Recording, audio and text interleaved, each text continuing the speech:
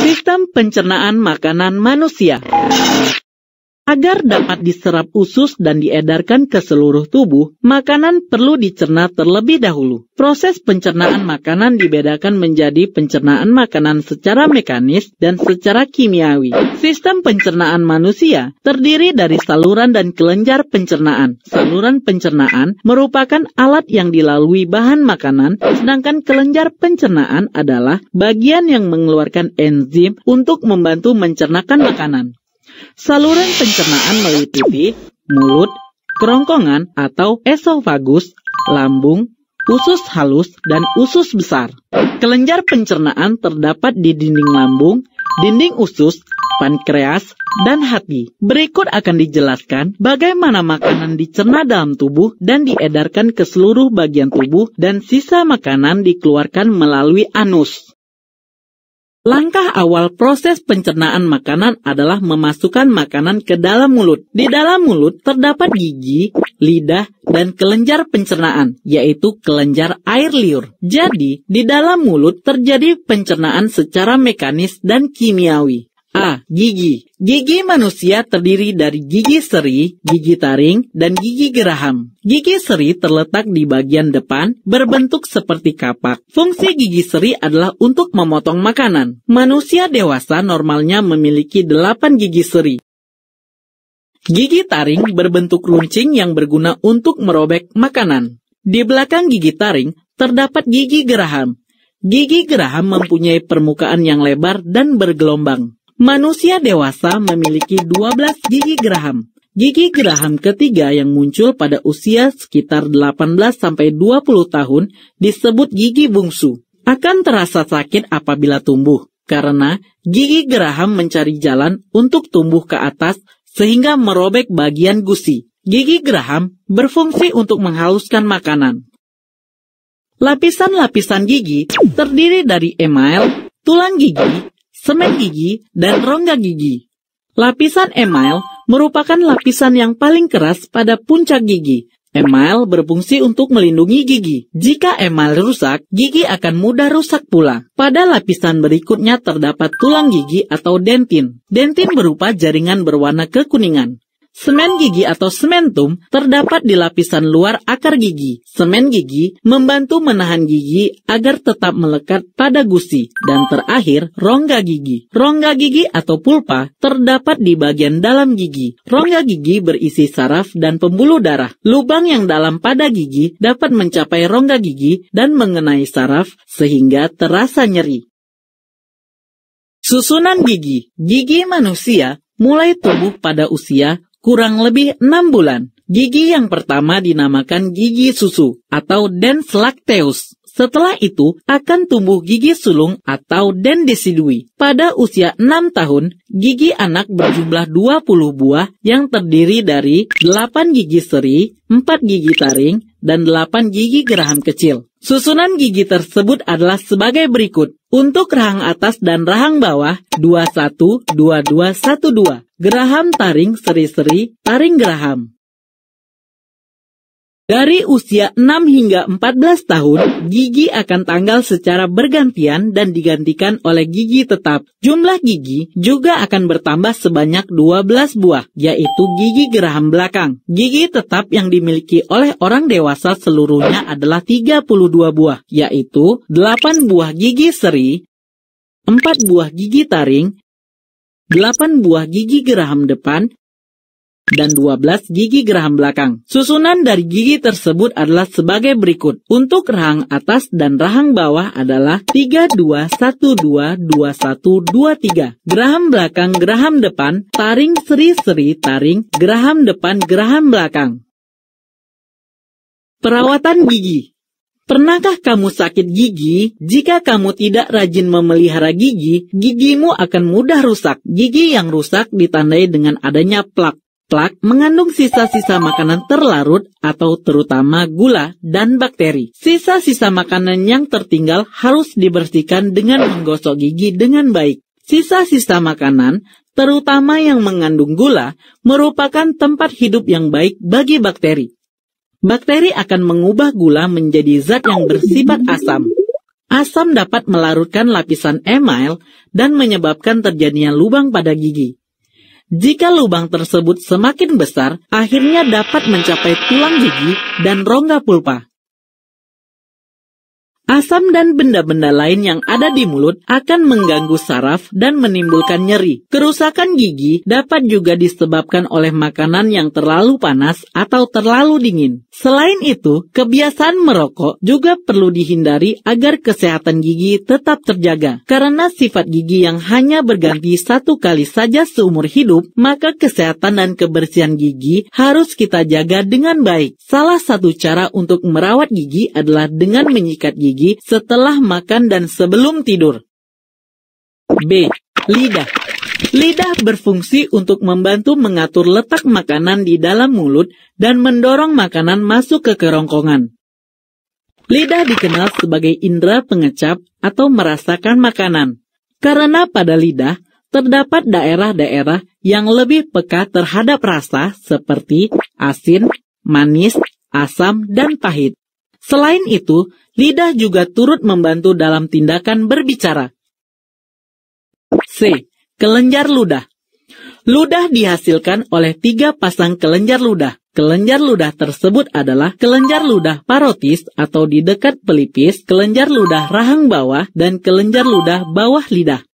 Ludah yang dihasilkan dialirkan melalui saluran ludah yang bermuara ke rongga mulut. Ludah mengandung air, lendir, garam, dan enzim tialin. Enzim tialin berfungsi mengubah amilum menjadi gula, yaitu maltosa dan glukosa. Dapat dirasakan ketika kita mengunyah dan membiarkan nasi di dalam mulut. Nasi yang mula-mula terasa tawar, beberapa saat kemudian akan terasa manis.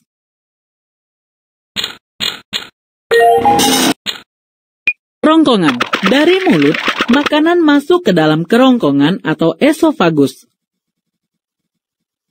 Di dalam leher kita, terdapat 2 saluran yaitu kerongkongan atau letaknya di belakang dan tenggorokan atau trakea yang letaknya di depan. Kerongkongan merupakan saluran panjang yang berfungsi sebagai jalan makanan dari mulut menuju lambung. Panjang kerongkongan lebih kurang 20 cm dan diameternya lebih kurang 2 cm. Sedangkan tenggorokan merupakan saluran pernapasan yang menghubungkan antara rongga mulut dengan paru-paru. Karena itu, di bagian dalam mulut terdapat persimpangan 2 saluran yang dijaga oleh sebuah klep yang disebut epiglotis.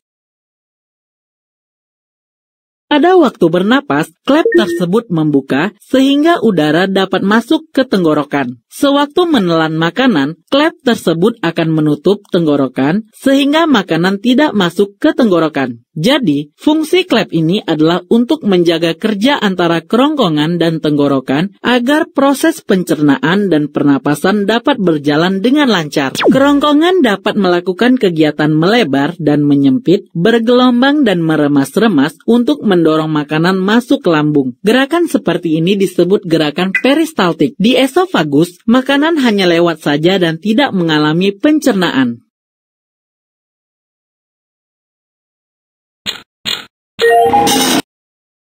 Lambung.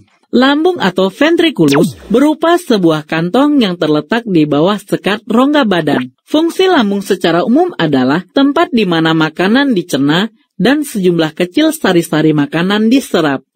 Lambung dapat dibagi menjadi 3 daerah, yaitu daerah kardia, fundus, dan pilorus. Kardia adalah bagian-bagian atas, daerah pintu masuk makanan dari kerongkongan. Fundus adalah bagian tengah, bentuknya membulat.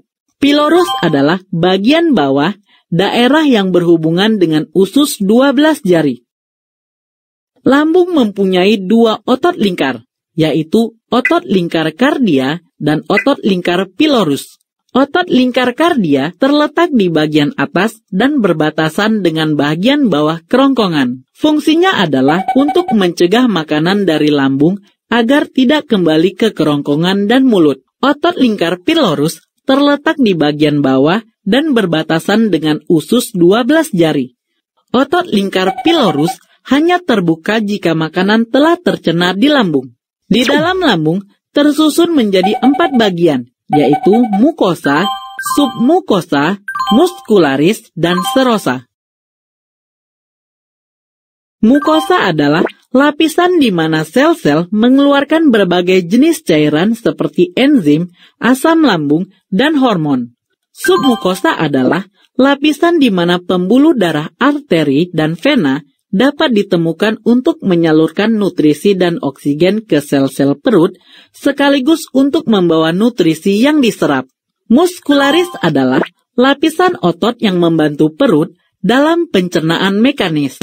Lapisan ini dibagi menjadi 3 lapisan otot, yakni otot melingkar, otot memanjang, dan menyerong. Kontraksi dari ketiga macam lapisan otot tersebut mengakibatkan gerak peristaltik atau gerak menggelombang. Gerak peristaltik menyebabkan makanan di lambung diaduk-aduk. Lapisan terluar yaitu serosa berfungsi sebagai lapisan pelindung perut. Sel-sel di lapisan ini mengeluarkan sejenis cairan untuk mengurangi gaya gesekan yang terjadi antara perut dengan anggota tubuh lainnya. Usus halus. Usus halus merupakan saluran terpanjang yang terletak di antara lambung dan usus besar. Usus halus terdiri dari 3 bagian, yaitu usus 12 jari atau duodenum, usus kosong atau jejunum, dan usus penyerapan atau ileum. Enzim-enzim yang berperan di usus halus berasal dari hati, pankreas, dan sel-sel di dinding usus halus tersebut. Enzim-enzim tersebut memecahkan molekul-molekul kompleks makanan menjadi molekul yang lebih sederhana dan mengabsorpsinya dalam aliran darah. Untuk lebih jelasnya, perhatikan penjelasan berikut. A. Usus 12 jari atau duodenum. Disebut usus 12 jari karena panjang usus ini sekitar 12 jari berjajar paralel. Pada usus 12 jari terdapat 2 muara saluran, yaitu dari pankreas dan kantung empedu. Kantung empedu berisi empedu yang dihasilkan oleh hati. Empedu berguna untuk mengemulsikan lemak. Pada manusia, panjang kantung empedu sekitar 7-10 cm dan berwarna hijau gelap. Warna ini adalah warna cairan empedu yang dikandungnya. Pankreas terletak di bawah lambung dan menghasilkan getah pankreas. Getah pankreas mengandung enzim amilase, tripsinogen, dan lipase. Amilase mengubah zat tepung atau amilum menjadi gula. Tripsinogen merupakan enzim yang belum aktif. Untuk mengaktifkan tripsinogen dibutuhkan enzim enterokinase yang dihasilkan oleh usus halus. Enzim enterokinase mengubah tripsinogen menjadi tripsin yang aktif. Tripsin mengubah protein menjadi peptid dan asam amino. Lipase mengubah lemak menjadi asam lemak dan gliserol. Zat-zat hasil pencernaan tersebut mudah diserap oleh dinding usus melalui proses difusi dan osmosis. Zat-zat yang belum terurai dapat memasuki membran sel usus melalui transport aktif. B. Usus kosong atau jejunum. Usus kosong atau jejunum adalah usus halus lanjutan dari 12 jari atau duodenum sebelum menuju ke usus penyerapan atau ileum. Pada manusia dewasa, panjang usus kosong 1-2 meter. Usus kosong menghasilkan getah usus yang mengandung lendir dan bermacam-macam enzim. Enzim-enzim tersebut dapat memecah molekul makanan menjadi lebih halus atau lebih sederhana, sehingga mudah diserap oleh sel-sel tubuh. C. Usus penyerapan atau ileum. Usus penyerapan atau ileum adalah bagian terakhir dari usus halus. Panjang usus penyerapan antara 0,75 meter sampai 3,5 meter. Pada permukaan dalam, usus penyerapan terdapat tonjolan atau jonjot usus, dan di setiap jonjot-jonjot usus terdapat tonjolan lagi yang lebih kecil sehingga permukaannya bertambah luas dan proses penyerapan zat makanan menjadi lebih cepat. Sari-sari makanan akan diserap oleh jonjot usus atau villi. Villi berfungsi untuk memperluas daerah penyerapan makanan pada usus. Glukosa, asam amino, vitamin, dan mineral akan diangkut oleh pembuluh darah, sedangkan asam lemak dan gliserol diangkut oleh pembuluh getah bening usus atau pembuluh kil. Pembuluh kil adalah pembuluh limfa atau pembuluh getah bening yang ada di daerah usus. Selanjutnya, pembuluh kil akan bergabung dengan pembuluh kil lainnya dan akhirnya bermuara pada pembuluh getah bening di bawah tulang selangka.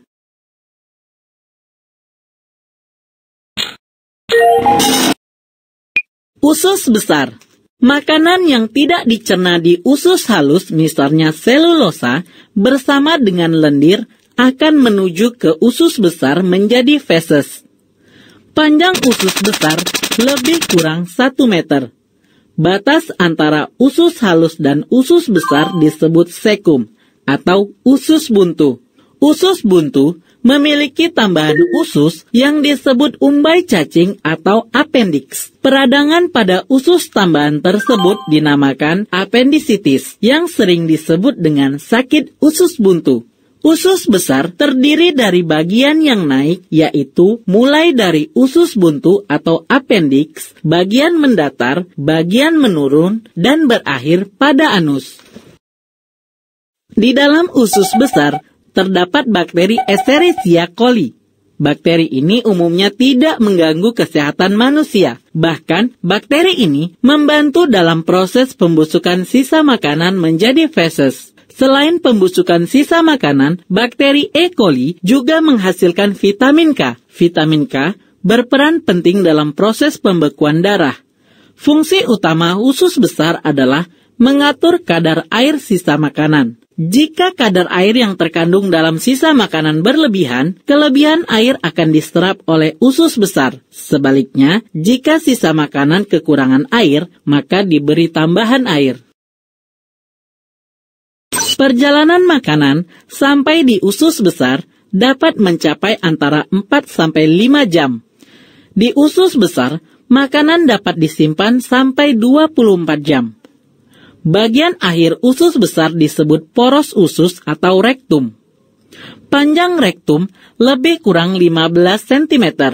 Ketika sampai di rektum, semua zat yang berguna telah diserap ke dalam darah. Sisanya berupa makanan yang tidak dapat dicerna, bakteri, dan sel-sel mati dari saluran pencernaan. Campuran bahan-bahan tersebut dinamakan feses. Rektum bermuara pada anus.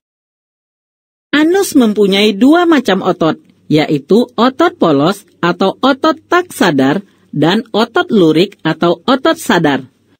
Feses yang didorong secara teratur menuju ke rektum oleh gerakan peristaltis dikendalikan oleh otot polos. Sedangkan pada saat buang air besar, otot sfinkter di anus dipengaruhi oleh otot lurik. Jadi, proses defekasi atau buang air besar dilakukan dengan sadar, yaitu dengan adanya kontraksi otot dinding perut yang diikuti dengan mengendurnya otot sfinkter anus dan kontraksi kolon serta rektum. Akibatnya, feses dapat terdorong keluar anus.